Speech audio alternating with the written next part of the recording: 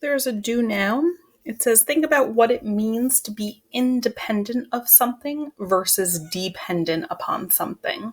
Then classify each of the following scenarios as having events that are dependent or events that are independent. So while you read through them, press pause, answer the questions, and then when you're ready, you can hit play again. So A says a person pulls a red marble out of a bag that has 5 blue and 7 red marbles and does not replace it. Then a person pulls another red marble.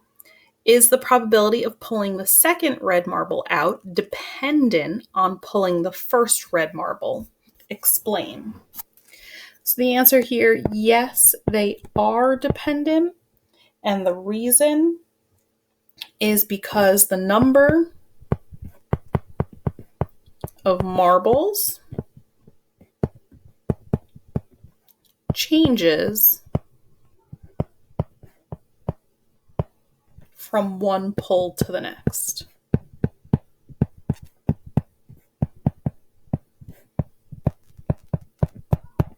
Because they did not replace it, it affected how many marbles we had, and specifically how many red marbles we had and the total.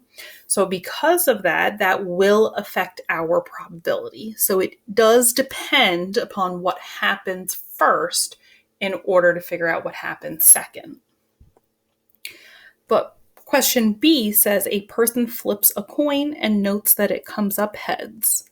Then the person rolls a standard 6-sided die and notes that it comes up as a number less than 3.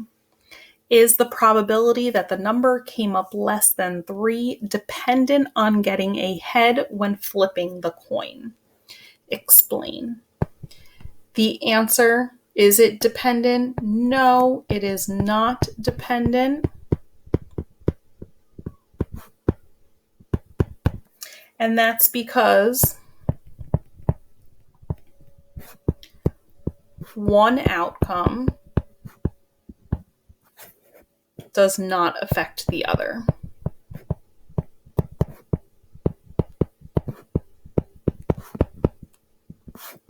Whatever happens on my coin is going to have no effect whatsoever on my die when I roll it.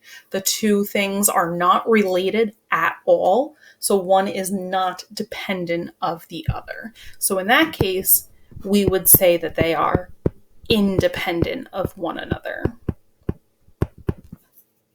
So this idea of being independent of something, meaning that thing has no effect on your outcome at all, is going to be the probability that we are looking at today.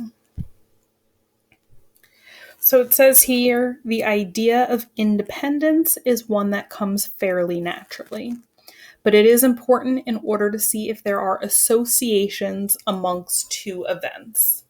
So we're going to develop a tool to test for independence. So here, number 1, it says the spinner below is spun once and its outcome is noted. We're going to let E be the event of getting an even number. So if you remember from the other day, we listed out what those outcomes would be. It kind of helps keep it a little bit clearer. So if E is getting an even number, looking at the spinner, my evens are 2, 4, 6, and 8. So those are the possible answers for event E to take place.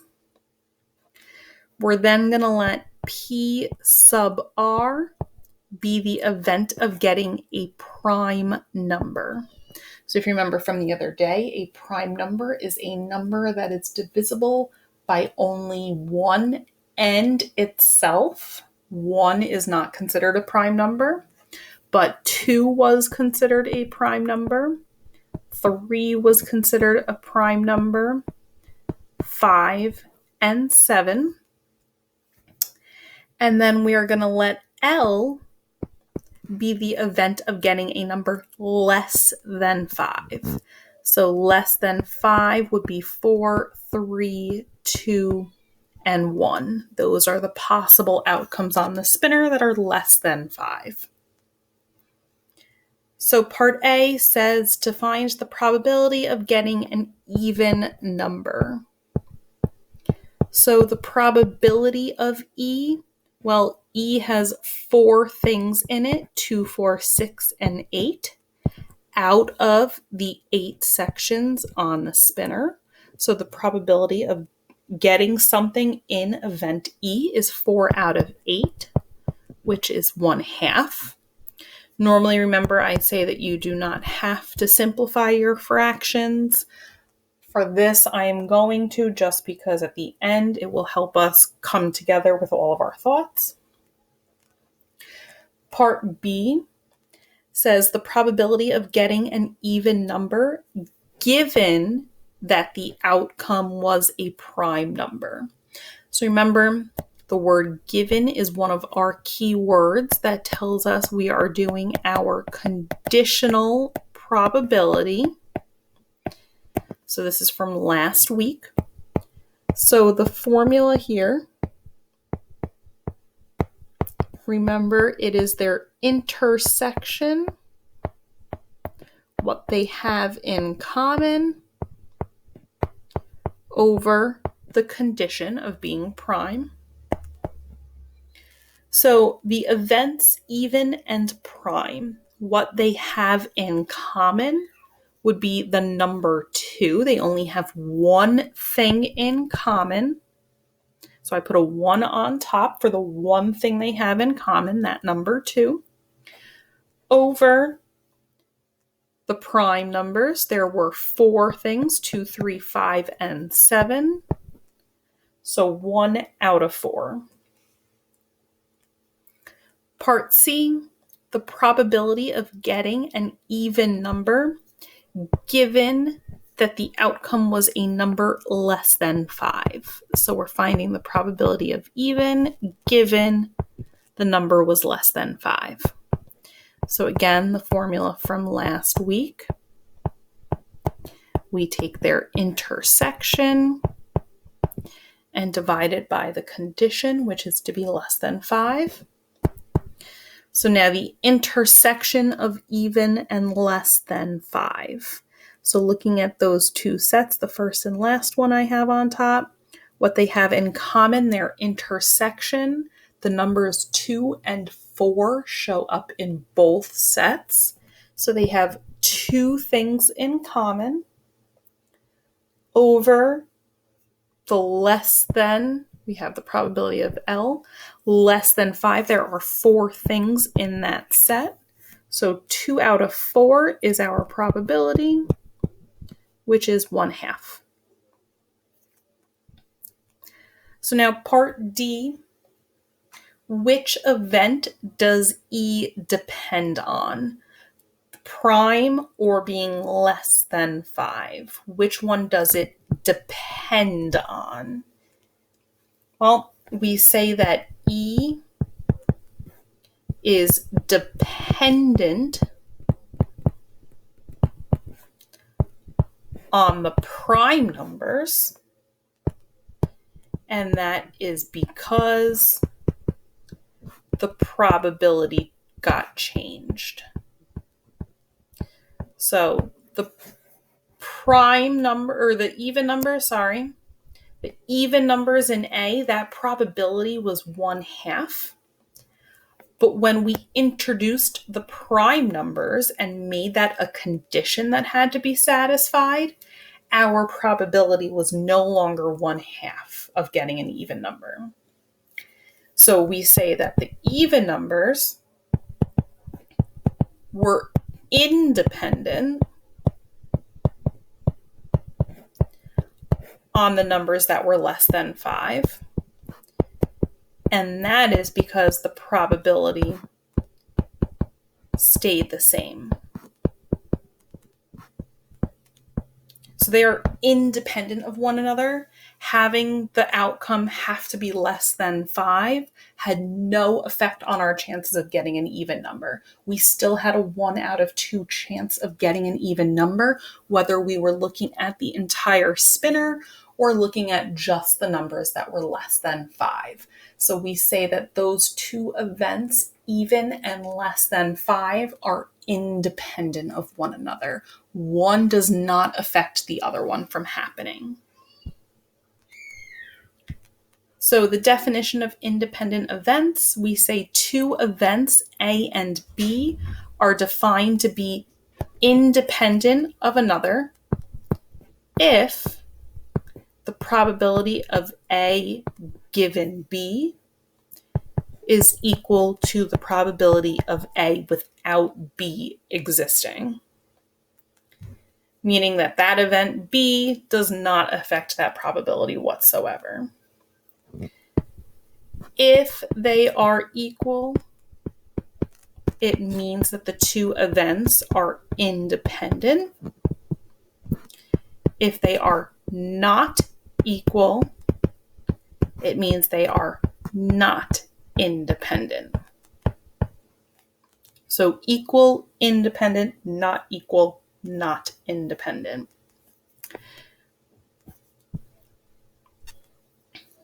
So question 2 says manatees are an endangered species of herbivorous aquatic mammals found primarily in the rivers and estuaries of Florida. In a recent study, the probability of a manatee dying due to a collision with a watercraft was 0.27. Meanwhile, at a local high school, it was found that the probability of a student eating ice cream was 0.62. The probability of both events happening is 0.14.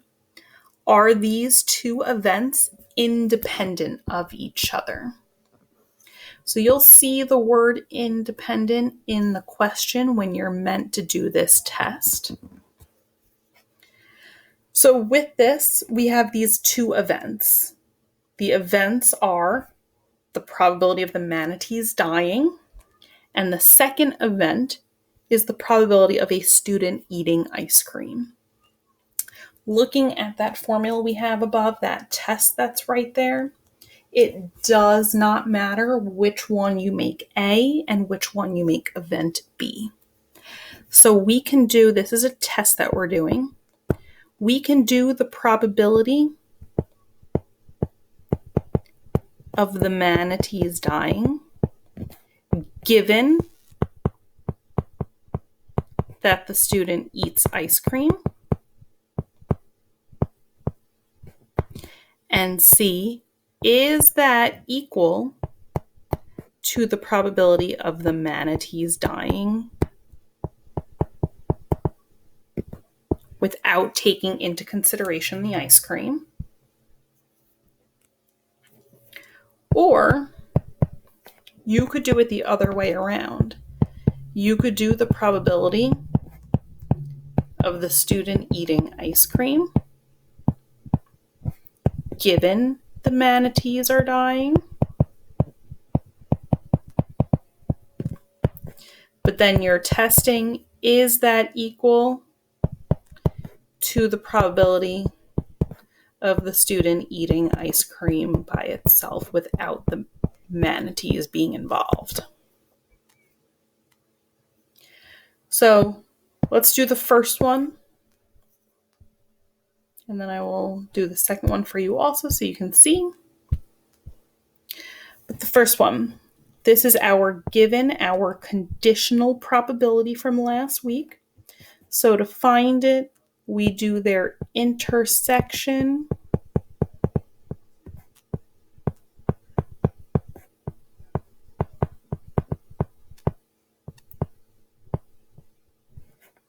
over the condition, which was to eat ice cream,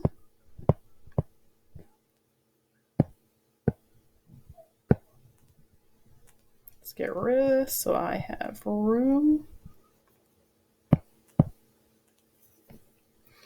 And we're going to see, is that equal to just the manatee dying?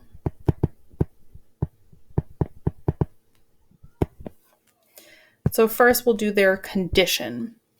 The manatee dying and the student eating ice cream? Well, it says here that the probability of both events happening is 0.14. So that is their intersection over just eating ice cream.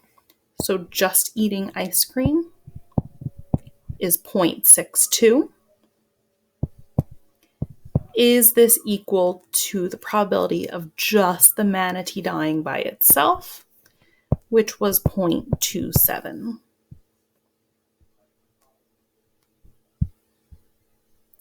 So doing a little simplifying here, you can on your calculator type in 0.14 divided by 0.62. You get about 0.22580645, which we see is not equal to 0.27. So not equal means that they are not independent of one another.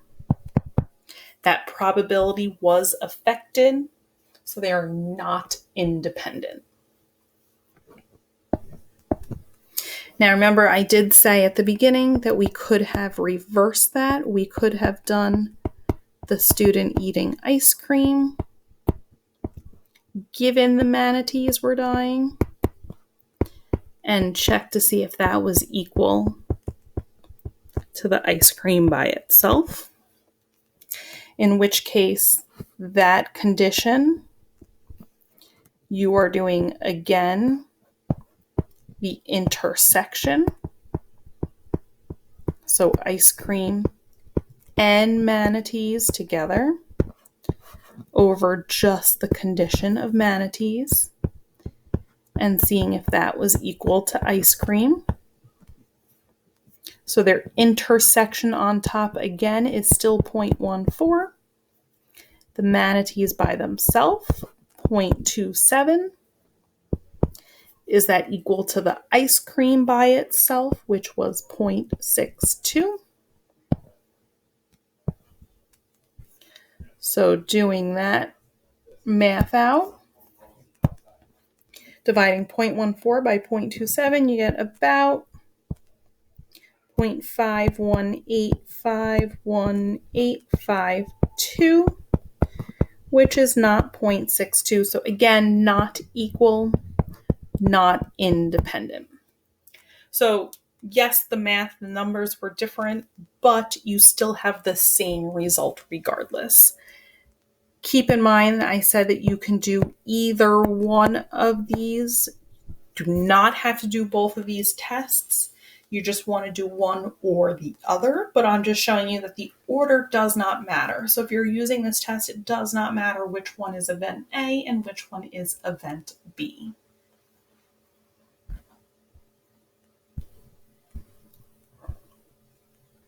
So question 3 says a survey of 57 sixth graders was done to determine which subject was their favorite. The results are shown in the table below, sorted by gender.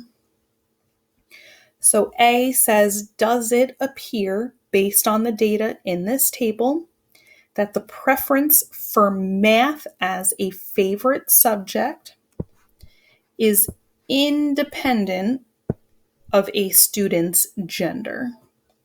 So again, you see this word independent. This is the test that you want to see if it's true.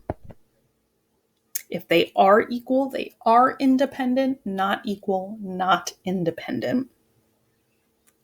So since math came first, I'm going to make this event A. And since they talked about gender second, I'm going to make this event B. So I want to see the probability of math given gender. Is that probability equal to the probability of math by itself?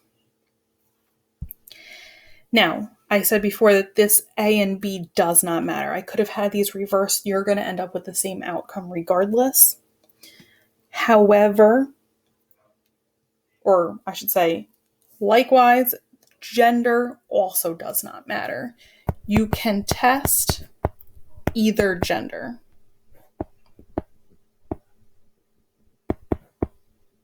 It does not matter if you choose to do the test with females or if you choose to do the test with the male results. So this is really nice considering the fact that you can do either event as A or B, and then a question like this with gender, either gender works as well. If it works for female, it will work for male. If it does not work for female, it will not work for male, and vice versa. So it is completely up to you how you want to do it. I can show you both again if you want. Otherwise, you could scroll through the video. So the probability of math, we'll do female first. So math and female over female by itself. Is that equal to math by itself? So let's see, we have math is the first column, female is the first row. So their intersection is at 8 over female by itself. So female by itself is 30, that total. Is that equal to the probability of math? So math alone, the total of math is 18 out of the 57 students. Are these two equal? So if you type each fraction into your calculator, 8 out of 30 is 0.2666 repeating. 18 out of 57 is 0.3157847.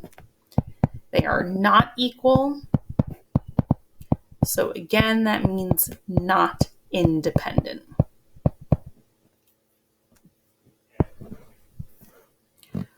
Or remember, you could have done math and male over the probability of just male and check to see if that is equal to math by itself. So now math and male. We're now going to look at the second row. So their intersection is 10 out of male by itself, which is 27. Is that equal to math? So again, math by itself is 18 out of 57. So 10 divided by 27, we have about 0.370370 repeating. It is not equal to that 0.3157. So again, not equal, not independent.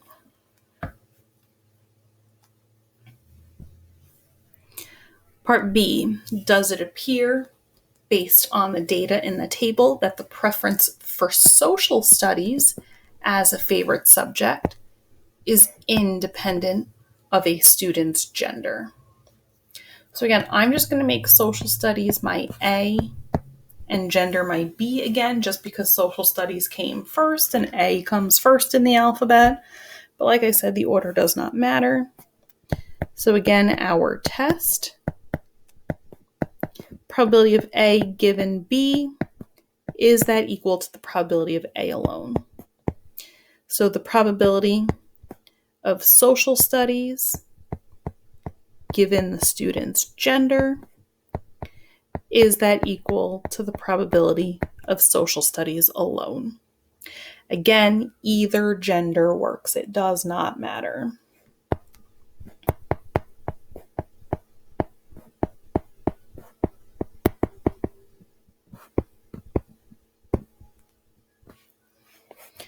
So we'll start again with female.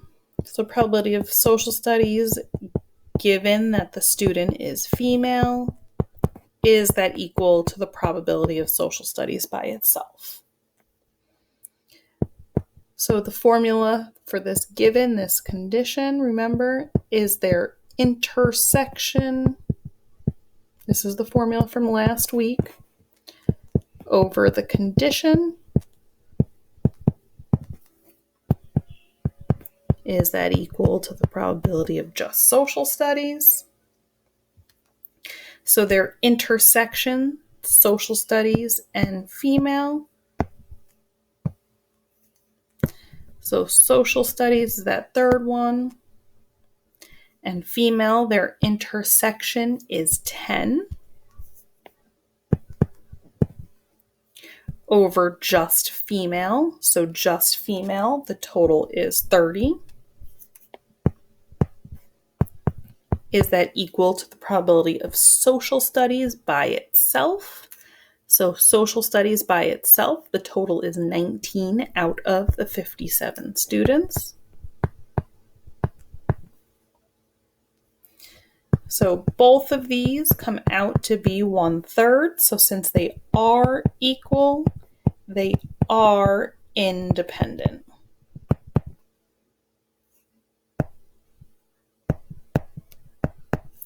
Or remember, we could have done male, the probability of social studies, given the student is male.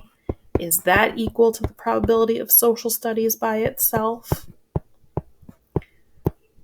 So my conditional probability is their intersection over the condition. Is that equal to the social studies by itself? So now we are looking at social studies with male. So their intersection is 9 out of the total male, which was 27. Is that equal to social studies by itself, which we got before was 19 out of 57. So again, both of these come out to equal 1/3. So since they are equal, they are independent.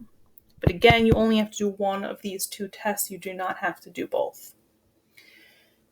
Any questions, please let me know. You're going to have a Google form tomorrow to practice this.